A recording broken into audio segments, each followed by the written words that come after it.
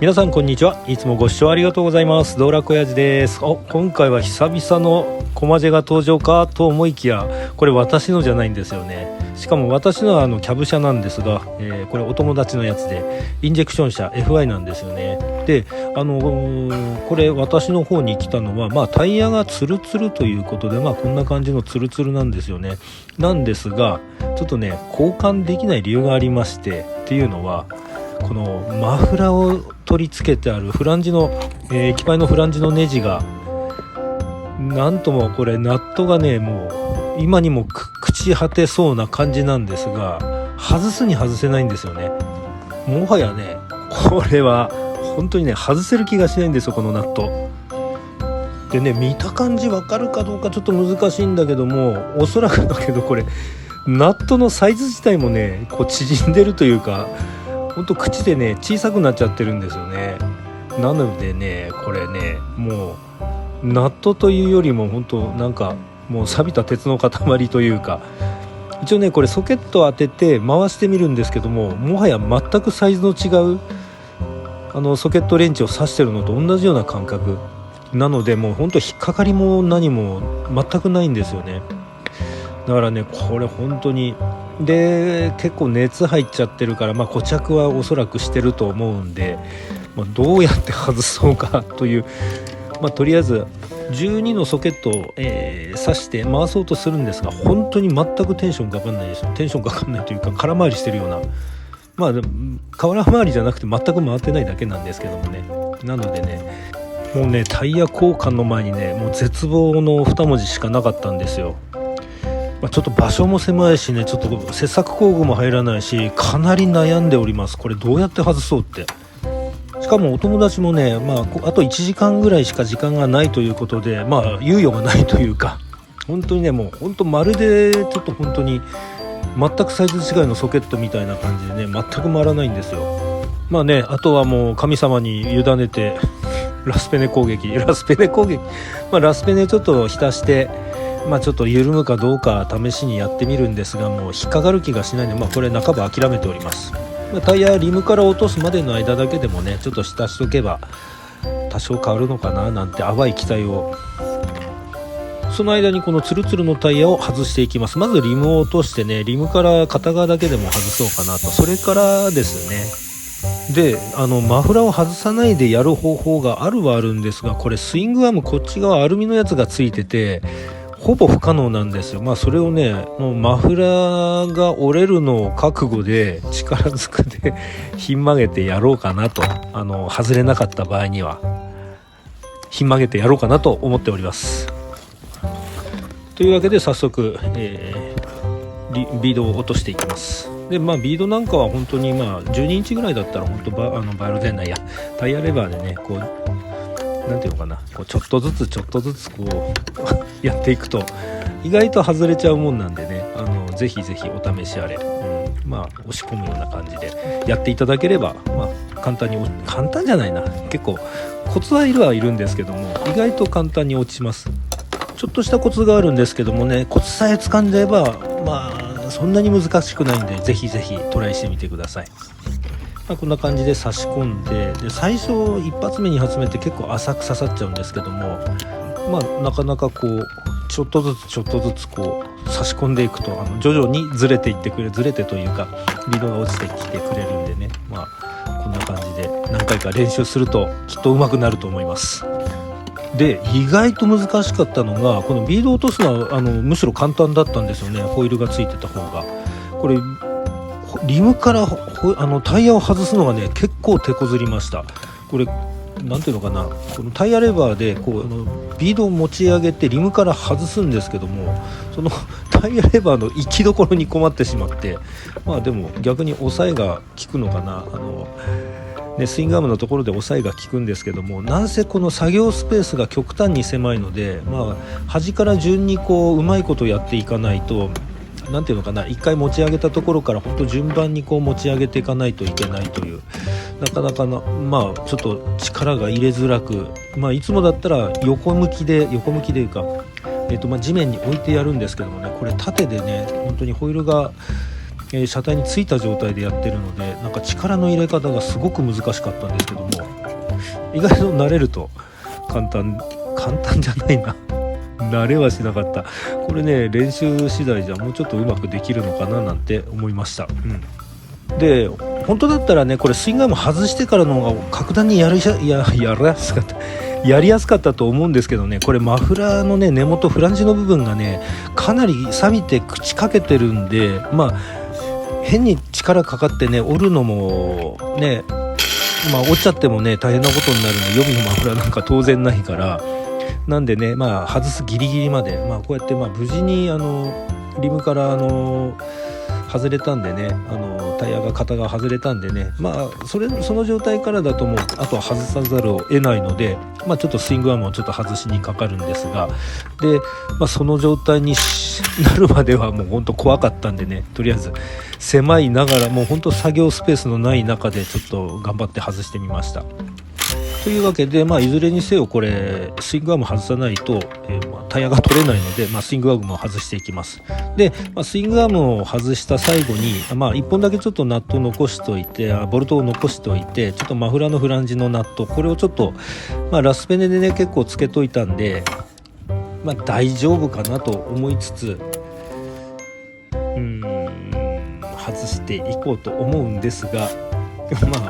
当然なんていうのかな、もう塗る前にもう分かりきってたんですけどね、ラスペネをいくらね塗ったところでね、鉄が膨張してねソケットにぴったり入るわけじゃないんですよ。なのでね、やっぱり残念ながら外れませんでした。さあどうしよう。はい、というわけで道楽親父はもう腹をくくりました。マフラーをスイングアームに留めてるマフラーの最後の、ボルトの方1本抜きまして、もうマフラー引っ張っちゃいます。上になんかねこれ排気ガスのこのなんか変な装置がついてるんで、これは 10mm2 本で外せます。もうちゃちゃっと外したのをちょっと省略しました。外しました。でスイングアーム外していくんですが、もうアクスルがこれやたら長いんですよね。当然スイングアームベアリングが噛んでて、それをナットで留めてるんで、その分の長さがあるんですが、それを超えないことにはこれスイングアーム外れないんで、もう本当にもう本当折れたら折れたですわ。本当優しくこう力強く引っ張って、なんとか無事に抜けました。こんな感じで、これでもうクリアランスが確保できるんで、本当はこれサスペンションもちょっと外そうかなと思ったんですけど、このまんまいけんじゃねえということで、ブランのまんまこれタイヤ外していきます。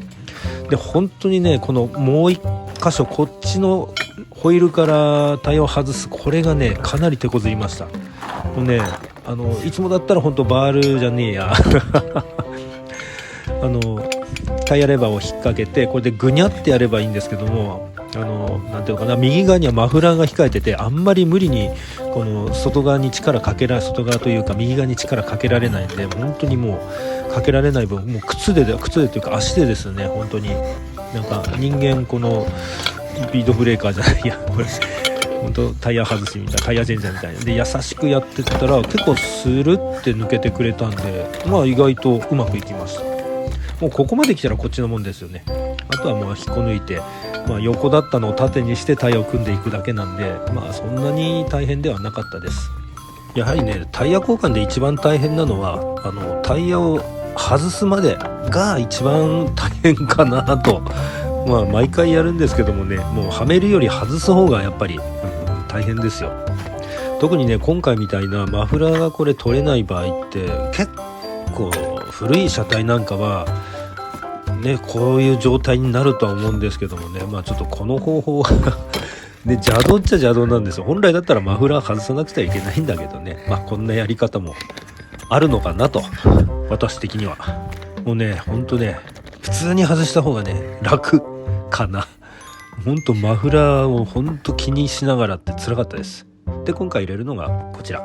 IRC 井上タイヤのモビシティ SCT001、これは10インチも一応、ワンサイズ12090の10っていうのがあるんですが、ほぼ12インチ13インチ14インチと、ちょっとミドルクラスの、原付2種に履かせるようなタイヤのラインナップが多いみたいですね。のこのタイヤのリアで、このタイヤなんですがフロント用とリア用と分かれておりまして、これ何の理由なんだろうな、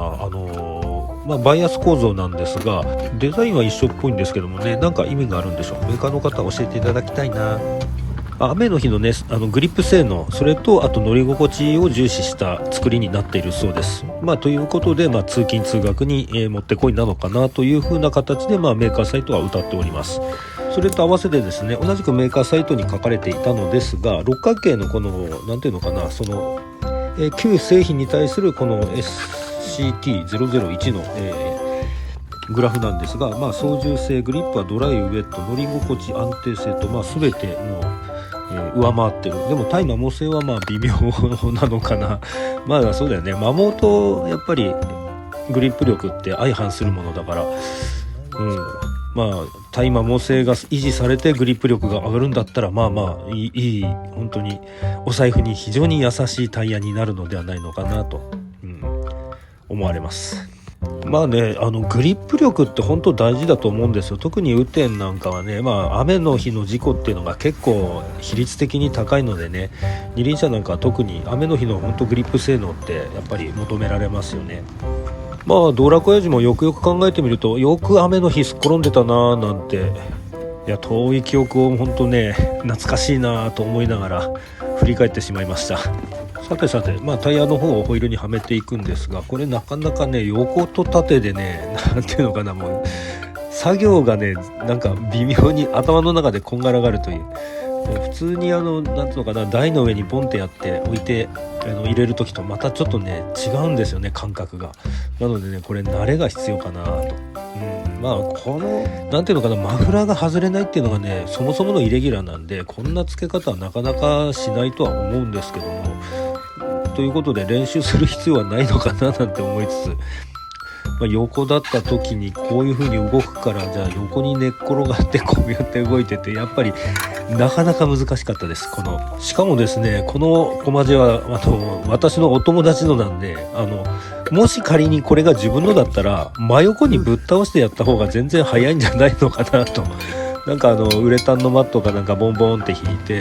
車体を横倒しにしてこのタイヤを入れていくっていうような作業だったらかなり効率よく入れられたと思うんですよね。だからこんな手こずらずに済んだのかななんて、ちょっとね、さすがにね横にぶっ倒して友達のねバイクを横にぶっ倒して作業なんて言ったらね、それ度肝抜かれるんでね、さすがにそれはできなかったんですけども、もし今度こういう機会があった時ね、ちょっと自分のねスクーターとかがマフラー外れなかったりした時は、ちょっと本当横にぶっ倒してやってみようかなってちょっと思ったりもしちゃいました。というわけで、いつもより多めに時間がかかっているようなので、ちょっと早回しさせていただきます。本当はノーカットで行きたかったんですけどもね、ちょっと時間がただただダラダラと伸びていっちゃうんで、やり方は本当ね横か縦かで違うだけで一緒です。なんだかんだいろいろございましたが、最後の一こじりもポコンと入りまして、無事タイヤの交換が終了いたしました。で今うちのねコンプレッサーね、ほんとタンクがちっちゃい割にね力がないんでね、エアを充填してる、間に、経点合わせてバルブと黄色い丸ですね、それを合わせて、あとはスイングアームとか外したんでね、ちょっとそれを取り付けていきます。でスイングアームなんかね、ほんと外す時もね、ほんとマフラー折れるんじゃないかと思ってね、ほんと気が気じゃなかったんですけども、入れる時って実はそれ以上に気が気じゃないんですよね。さらにこうなんていうのかな、多めに引っ張ら多めにというかね、多めに間開けないとうまいこと入らないんですよね。なんでほんとドキドキでしたよ。で外す時より、入れる時の方がどうやら引っ張ったようで、マフラーのやっぱり戻りが若干悪かったんですけど、とりあえずネジ締めてなんとかごまかせるというか、一応友達の方には伝えておいたんですが、中古のマフラー探しときなーっていう風に。で、次タイヤなり、ブレーキシューなり交換するときはマフラーも一緒に交換した方がいいのかなと思って、その時はねちょっと大手術になるんでね、また動画上げたいと思っております。あとですね、前々からねこれダメだなとは思ってたんですが、このエアチャックガン、これエアチャックのね本当にエア漏れがとにかくひどいんですわ。もうメーターもぶっ壊れてるわ、もうエアチャックガンのもうエアチャックのところももうエア漏れがひどいわっていうんでね、本当にね使いづらい本当ね小遣い少ないんですわ。なのでねあんまりね高級なやつが買えないんだけど、そろそろこれ買い時かななんて、もしくは、エアチャックの先っぽの部分だけ交換するって手もあるんですけどね、最近ね Amazon でね結構ね安いやつが出てきてるんで、前からあるか、出てきてるんでね、ちょっと奮発してボーナス払いで買っちゃおうかななんとも思っております。新しくなってたら買えたなって思っていただけたら買えるかな。コンプレッサーのタンクのエア1回じゃねちょっと漏らしまくっちゃってたんで入りきらなかったんで、ちょっとそれを充填してる間にパーツを組み付けていっちゃいましょうということで、組み付けております。でマフラーの位置の方がね若干ずれてきちゃってるんで、一回仮止めをしてから締めて均一に締め込んでいくような形でちょっと締めていっております転倒して曲がったりだとかなんていうかな、ぶつけて曲がったわけではないのでね、おおむね同じ位置にはあるんですが、若干ちょっとまた伸びたというか広がった部分をね押し込んでいかなくちゃなんないんでね、そんなようなやり方をやっております。で本来マフラーが外れればねスイングアームこれつけたまんまね、スイングアームだけ外せばよかったんですけどもね、ちょっとスイングアームごっそり取らなくちゃいけなかったんで、ここら辺ちょっと全部ばらしちゃったんですけども、横着する場合はねほんとこれプラーンってやったまんまでもタイヤ交換できますんで。あとリアのアクセル固定する時なんですが、インパクトで引っ叩いちゃってもいいんですけども、一応ね動画ということでねブレーキ目いっぱいまで調整ネジを締め込んで、これコマジェってねサイドブレーキ的なやつがついてるんですよね。それカッチンってやるととりあえず規定トルクまでは回せるはずなんですよ、ブレーキがしっかりメンテナンスされてれば。なのでね私はそういったやり方をしていつもリアのアクセルは締めております。はい、いかがだったでしょうか。今回ねえらい手こずっちゃいました。本当にねこれ実はね動画もねかなり手こずってて、これ30分40分の長い動画になっちゃう予定だったのを強引にちょっと18分ぐらいまでに縮めましたんで、ちょっとねいろいろはしょってる部分があるかと思うんですけどもね、こんな感じで無事に交換が終了しました。今日の晩酌の方はイルブランダーのアズーロアイススパークリング、これ読み方合ってんのかな、よくわかんないですけどね、これねうちの近くのね近くはないんだ業務スーパーで、500円だか600円だかえらい安かったんですよね。値段ぐらいの価値はありますちょっと色がねすごいんでね、ぜひぜひお試しを。